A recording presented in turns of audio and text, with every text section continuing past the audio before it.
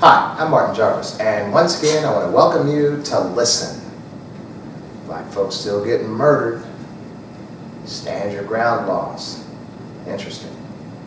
You know, I've been a proponent of stand your ground laws as it pertains to black people figuring out how to use that law. Protect yourself. There's a story about a young man in Florida. He was an Air Force vet. Spent a couple tours in Iraq or Afghanistan, and he was a young black person, and he was in a club and a fight broke out, and he went, the story goes that he went back into his car. He had a CCW, got his weapon and went back in the club looking for his friend. Somebody in the club hit him. He went down, shot at the guy, wounded the guy, and accidentally wounded 3 other people. Stand your ground. Well, he's in prison for 25 years now, okay? That's what he's looking at. And so a lot of folks were like complaining, especially on Facebook. And you know what, I came up in the 70s, so I've been around a while, and I've seen some stuff, and I've seen some racism, I've seen some bigotry, I've seen some prejudice, and I've seen the actions of folks who just aren't good. And I would identify that when it was time, when it was actually happening. But what was a detriment to even calling out racism and prejudice were all the times that, too many times, that black folks would just decry racism at the drop of a hat, even when they were doing something that was wrong, okay? And so like you know, even today with the new Jim Crow, you know, the black prisons, you know, full of black folks that really shouldn't be there, or at least white folks aren't going to prison for the same things or getting the same sentences. As black folks, we need to stop committing some of those crimes, okay? We need to start walking right. We need to do what we're supposed to be doing. And we have to be better than the white guy. We just can't say, well, look what he's doing. We have to be better. We can't give them the ammunition to shoot us with, okay? And so I believe in CCWs. I believe that we need to be able to defend ourselves. But I believe the problem with this young airman is that he went back to his car, got a gun, came back into the establishment, and then shot, okay? That's going to be a problem, because that seems kind of premeditated. And as well, alcohol. If you have a CCW, you cannot be buzzed, you cannot be high, you cannot be drinking and handle your weapon, okay? That's just the law. And so he's got a whole lot of things going against him. So what I'm saying is we need to understand the laws. We need to begin to work within the laws and use the laws to our benefit. See, that's what the Black Panther Party of Self-Defense did. There were laws that you could have certain kinds of guns, certain kinds of rifles, that you could defend yourself. And so when the black people of Oakland were being terribly abused by the Oakland police, the black folks began to wise up and work within the law and arm themselves and check the police when the police were out of line, okay? That was the situation. So I'm just suggesting today's a different time. And you can't really check the police with a weapon, because you will get killed, okay? But the police aren't our primary concern right now. Right now our concern are the citizens out there that are walking around with their legal weapons and taking advantage of black people who don't have weapons, okay? So I came up in the 70s, and it was a different time. Actually, white folks were afraid of black people. Now, back in the 70s. Now, they may not admit it now, but it doesn't matter what they admit. They were afraid, okay? And I was a teenager. I was in high school. I graduated in 1976. They were afraid. They were just afraid of black people. They thought every black person could fight. They thought every black person had a knife, you know, just like that. There were white folks that were afraid of me that I knew could whoop me. Because I was black, you know, they thought otherwise. And of course, I took advantage of that. You know, that's like protection. You know, go ahead, believe that, right? And so what you have today, even with this whole, the reason they're clinging to those guns so tight is because the fear is gone. the fear that they have had all of their lives that they still have. You don't believe me? You don't believe me? Okay, anytime a police officer, say, that shoots and kills a black man, that shouldn't have, the black man was unarmed, and then he has to go to court, and then he is acquitted. Why is he acquitted? Because he has convinced this jury that he was afraid for his life. You might say, afraid for your life, but you're the cop. No, but that was a black man. And see, every white juror understands that fear that we know they all had back in the 70s. They still have that fear. So when this white cop that has a gun, has a taser, has backup available, shoots and kills this black man and tells this jury that he was fearing for his life, they believe him. And you know what's even more amazing? It's probably true, because that fear is still in there. And that gun is the only thing that gives folks, I don't know if I can say that, gives folks gonads, that gets rid of that fear, okay? That's why the gun lobby is so strong. Because when you have a man that is fearful, that finally, of a particular people that finally has a gun in his hand, he'll never let that gun go. I mean, I'm the same way. Look, I'm 60 years old. I'm walking around. I got a family. I'm armed. Because I can't fight like I used to. I can't run as fast as I used to. That's what happens when you get old. So you have to have something to alleviate that fear. So, I mean, I'm not even faulting these people for that. I do take issue with the fact that they've been fearful for so many years, but a lot of times fear, where does fear come from? A lot of times fear comes from guilt, okay? Fear comes from believing that this individual is like you, okay? And so there's a lot of guilt going on. That's anger and negativity that is directed toward black folks. There is a lot of unresolved issues, okay? You take a man, say, that beats up his wife, okay? And then he beats her up again. And she just keeps responding in love, or keeps responding, as far as that's terrible, you shouldn't do that. She doesn't fight back. She can't fight back. And he has an opportunity to make it right. I was wrong, I'm sorry. But he doesn't make it right. And so every time he sees her, he's going to feel guilty. He's going to feel sorry, if he's any kind of human being at all. But eventually, if he never reconciles that feeling of guilt, that he is going to begin to reject this individual. He's going to begin to reject his wife because of the feeling that it gives him. He's going to be, going to be able to just be really negatively turned off even in her presence, because every time he's around her, he realizes what he did to her. It's never been resolved. Okay? So then what does that end up turning into? First it's the sorrow, then it's the guilt, then it's the rejecting the source of this guilt. And if that source of guilt is constantly and continually still there, that emotion is going to turn into anger and hate, which is a result of those unresolved issues, which initiated with simply being sorry. Okay, so what you have in America today is an evolution of an emotion that was initially sorrowful, and then it turned into guilt, and then it turned into rejection, and then it turned into anger and hate. And if it had been dealt with at any point along that path of emotion, it would have been okay right now. So that's what you have. And so then now these folks that are angry have guns. And the folks that they used to be afraid of are unarmed. And so you might find this skinny little nerd, guy with a gun that ends up shooting a man that could have pounded him if they had been face to face, fist to fist, okay?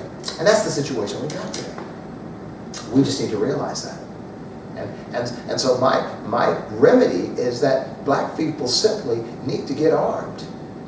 And see, I'm not a proponent of violence.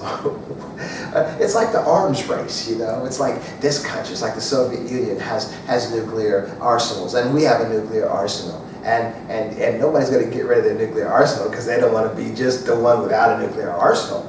Now the Soviets, they're not going to shoot at the United States because they know the United States will shoot back at them, and the United States is going to shoot at the Soviets because the Soviets know, because the United States knows. It's going to go either way, back and forth. So, but the fact that both of them are armed deters the other one from being the bully, from taking aggression, okay? And it's the same thing then with the guns in the street. When you have an entire group of people that are basically armed, and another group of people that are not armed, who they hate, who they've wronged for hundreds of years, never made it right, and those emotions have morphed into hate with a gun in your hand and fear of the individual. That's a remedy for disaster, and the result is exactly what we're seeing today: black folks being shot down in the street, being claimed that it was standing their ground because they were in fear for their life. And the juries believe it because they probably were in fear for their life because of that deep-seated fear. Okay, so I'm just suggesting that as black people, we need to get armed legally within the law. And and when I say within the law, that means we can't be like that airman that was drinking in a club, went out to his car, got his gun, went back to the establishment where there was some trouble going on. We have to work within the law, stay legal. And you know, every program for probably the past 8 years that I've been putting out here is we're kind of at war. Now, we're not in a war, you know, with the bullets and the mortars and bombs and all that stuff, but we're in a war of trying to make sure that we are treated properly. And so what I'm suggesting is there's no time for drugs. There's no time for alcohol. That's R&R. That's rest and relaxation. That's when you're not in the battle anymore. But we're in the battle. Come on now, you know you're driving down the street as a black man, and you have to look up in your rearview mirror, and there's a police officer, you know, in your rearview mirror. I don't care. Like me, I haven't had a ticket in 7 years. Automatically, you're going to start thinking these thoughts just being a black man. And so I'm just saying, you know, we have to begin to start doing right, taking care of our business, and being armed. And every other way, you know, get healthy, get educated, all that stuff we're always talking about. But it's different for us. I always took issue with black folks over the years, and you know, because I put it on my program, I put it on Facebook, on the internet, and all that, the black proponents of the gun laws. I have good friends that are out there trying to get the gun restrictions, gun laws, and all that, but I've never agreed with that. I'm a gun owner. I'm an AR. I'm a shotgun Glock. I'm a gun owner, a legal gun owner. You have to be, because my position as far as black folks are concerned is that you're pushing for the spigot to be shut off on guns so people can't buy guns. Well, you know, the people that don't like you already have guns, okay? So if that spigot's ever shut off, the only person that's going to be unarmed is you. So what good is that gun? Man, I don't believe in that. I believe in the Second Amendment. And as perverted and twisted as those loudmouth right-wingers have perverted the Second Amendment, you know, I'm going to embrace that because that's where your protection is. Look, you remember when Obama was running the first time? And he was saying that they needed to have campaign finance laws that limited the amount of money that a candidate can get from those PACs and super PACs, people trying to get them elected. And of course, you know, that's a multi-million-dollar fund that you'd be cutting off. Well, I remember Sean Hannity checked Obama and said, because Obama was still taking money while he was saying we needed to stop it. And he said, well, how come you're still taking that money? I thought you said that you didn't believe in candidates getting millions of dollars from those particular organizations. And Obama was like, I don't believe that candidates should be getting all this money from organizations trying to get them elected. But if you guys are going to continue getting all that money, I'd be stupid not to get that money myself. Same thing. You know, it's one thing. Now, if you could have a gun law that would get rid of all of the guns in the United States where nobody could own one, then okay, that's fine. But if folks are going to be owning guns, you better have one. I'm saying with the attitude and the environment that we have in this country today, a black man is foolish for not having protection to be able to protect himself and his family in the society in which we live in today, because the ills are tremendous, okay? But just do it right. And I would love to see black folks wake up and begin to get on, because we can do it right. If we ever came to the point as black people where we said, yeah, we need to get armed, we're going to have some cool guns, We're going to have pearl handle, velvet, look at all this, have little names or tattoos on the side or engraving, maybe Nike or something, or engraved on the barrel or something, but we're going to have some cool stuff. And that's what we need to have. Not to go out taking somebody's life. And see, that's another thing. As black people, now look, I know white folks are watching this program, and I usually don't participate in this conversation with white folks, but oh well. Black folks, we need to stop killing ourselves. We need to chill with the black on black crime. You go to a club and two black people end up fighting somebody, we cannot do that. See, we talk about, especially when we're high, we talk about stuff, how the white man has infused drugs into the community, and that has been the downfall of the black community, like the crack cocaine, and you know what, it's probably true. But you know what's more detrimental to black people than the drugs that were infused into our communities is the lack of cohesiveness, the lack of oneness, the division that we have toward one another as black people. We're not together on this. We kill each other. We don't mind stealing from each other. We are so divided. We couldn't defend ourselves as a people if we needed to. And see, that is more of a detriment, and that was an intentional infusion into our community. It was the division. Look, through the slave trade, through the plantations, they would make sure, first of all, that they would put people from different tribes with different groups. They would make sure people could not communicate with each other to the best of their ability, okay?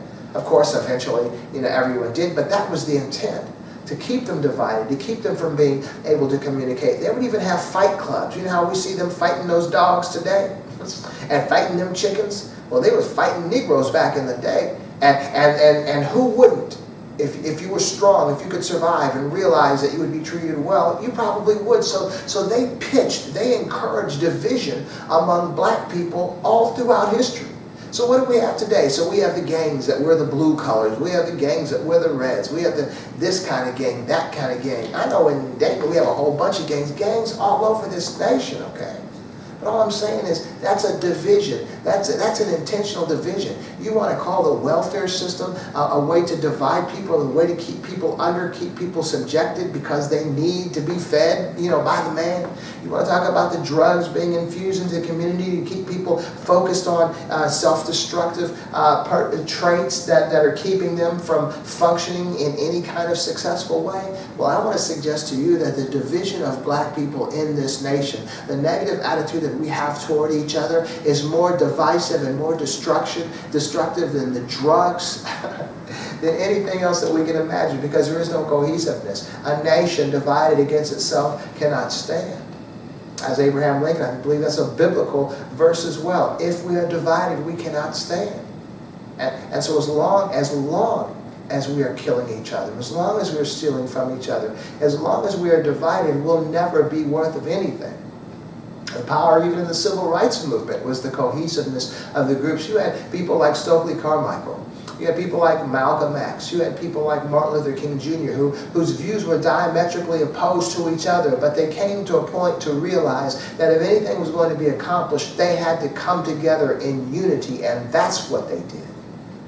And so we have allowed ourselves to be disunified, to be segmented, and to where we have no strength. It's like your hand. I mean, you ever heard the thing, a three-stranded cord, as strong as a three-stranded cord is? You could take one string and pull it and break it. You could take three of the same strings and twist them together, and they can't be broken. There was a strength in unity, and we don't have that strength.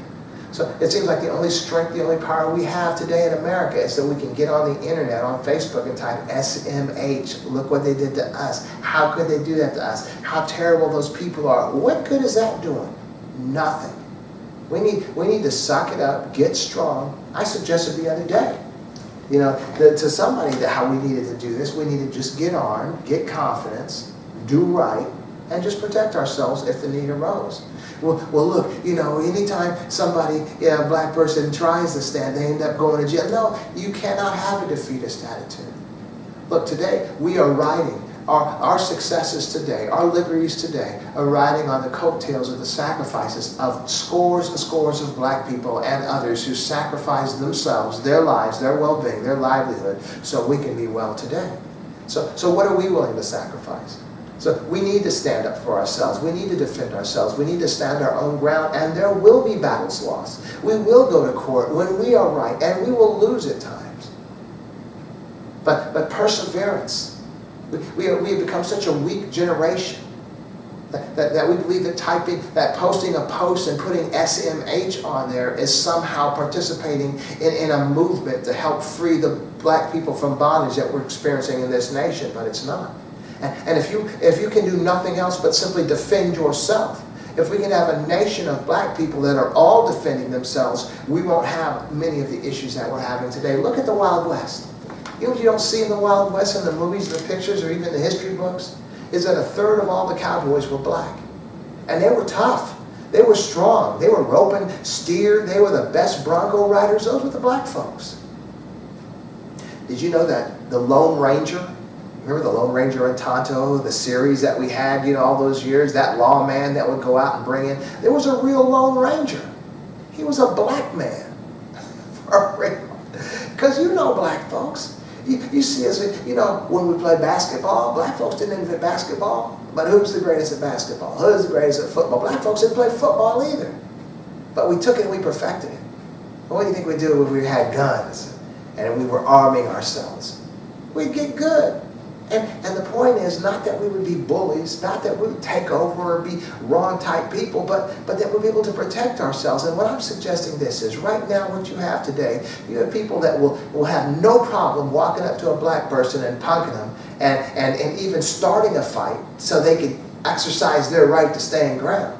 Because they pretty much know that as a black man, you're probably not carrying a gun. But as black people begin to arm ourselves legally and carrying the correct kind of way, there'll be less of this type bullying because folks won't know which black man is carrying a gun. And they're not going to affect you like that. Bullies are cowards. And their only strength lies when they believe that you can't defend yourself. So these little skinny guys that are walking up and shooting big brothers who are standing in the street with the waving their hands and all, they're going to think twice. They're not going to even attempt to bully a black man if they don't know at all whether this black man is. Be like the old days when they think that every black man had a knife. You don't know how many times in the 70s somebody needed a knife and a white guy would say, "Hey, can I use your knife?" I'm like, "I don't have a knife." Let them be that way about guns, and there'll be less bullying toward black folks, for real. And I'm just saying anyway, man. I mean, especially the way digital media is archived today. That anything that you put on the internet lasts forever. I would rather not my children and grandchildren and great-grandchildren have to look at still images or videos of me with my hands up begging for my life just before I'm shot than to see me actually defending myself and then getting shot. If I have to get shot, at least I want to get shot on my feet, not on my knees. That's what I'm saying. And hopefully that everyone will just wise up and just begin to treat each other right. Because that truly is the American way. Because when I talk about the division, there is no strength in division of a people. There is no strength when a nation is divided. And so even as I look at the news right now and the war, the tariff wars and all the negative rhetoric between our nation and China, our nation and the European Union, our nation and Canada, our nation and the world. And then at the same time we have a weakened nation because there is no cohesion in this nation. We are at a very vulnerable point right now. And so without trying to get too political, we see the accusations against the Soviet Union of hacking into our political system. And then we see even the relationship that our administration is having with the Soviets. Now that's one thing. And as an ex-military, that's not a good thing.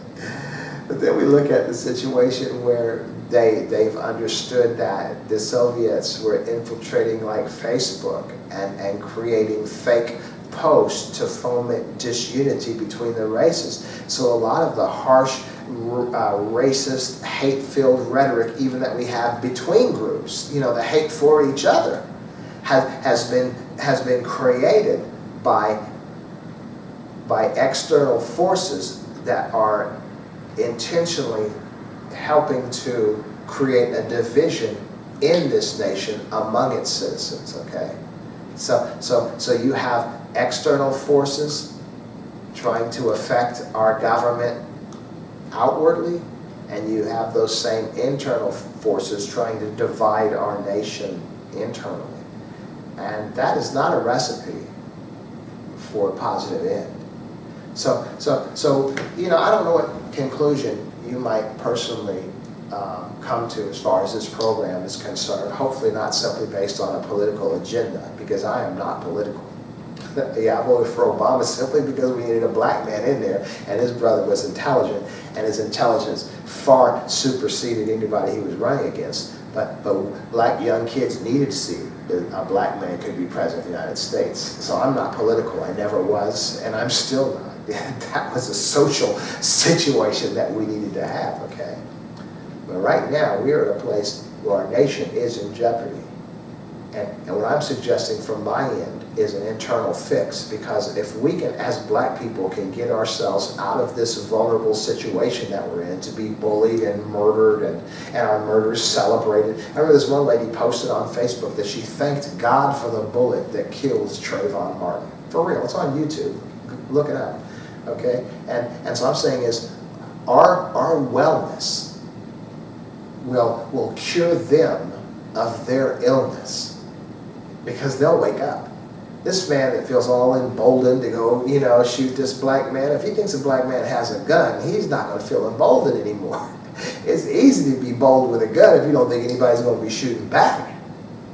So if our getting ourselves together and ourselves armed legally to defend ourselves against folks who have an evil intent on doing us harm, they will be cured. All of a sudden that boldness will begin to dissipate, and they'll be back to themselves again. And then we can live in peace. But as long as they are the only ones armed, that's like saying the Soviet Union. As long as the Soviet Union, suppose the Soviet Union simply had nuclear weapons and we had none, do you think that would be okay? Why not?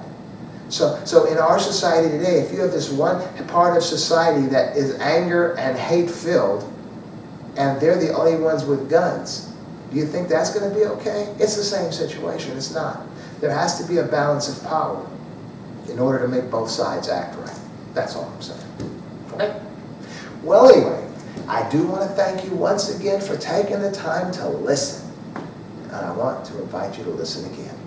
You take care. Bye.